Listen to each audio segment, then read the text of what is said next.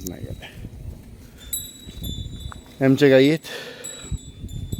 ही गौरी आहे, तिचा हा सेकंड लॅक्टेशनचा आहे. सिद्धार्थ 6.5 महिन्याचा आहे.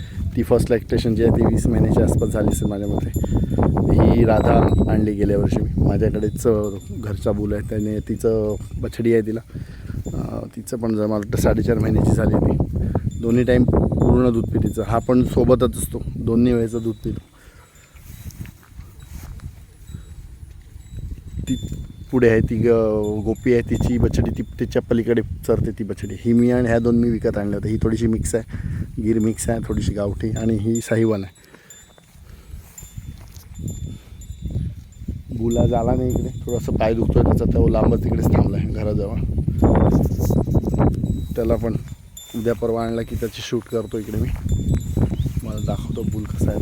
थोडंसं इकडे चाऱ्याचा प्रॉब्लेम आहे. उन्हाळ्यात खूप चाऱ्याची टंचाई आहे. ओल्या चाऱ्याची, सुका चारा तर मिळतो पण तेवढं काही त्यांचं पोषण होत नाही सुक्या चाऱ्याने. तरी पण मिनरल मिक्सचर वगैरे रेग्युलर मी वापरतो माझ्यापर्यंत. व्यवसाय काहीच नाही, काहीच विकत नाही, दूध नाही, काहीच नाही. तो एक आवड म्हणून सांभाळत गाई. ये बच्चा गौरी ॲपिल. हां हां हां चुप, शांत गाई तिकडं, काही टेन्शन नाही त्यांचं.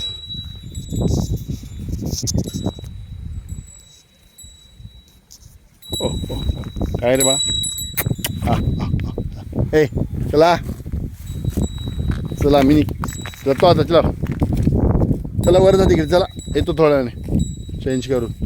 हां चला चला. आता ह्या थोड्याशा डोंगरावर खूप वर चढत नाही, कारण ते हेवी बॉडी स्ट्रक्चर असल्यामुळे ते जास्त वर चढायला बघत नाहीत. तर ते मग आता हळूहळू तसे तिकडनं खाली उतरून समोरच्या वाड्यात जाऊन खातील, आराम करतील. तिकडे खाली मस्त सुका आहे. आणि मग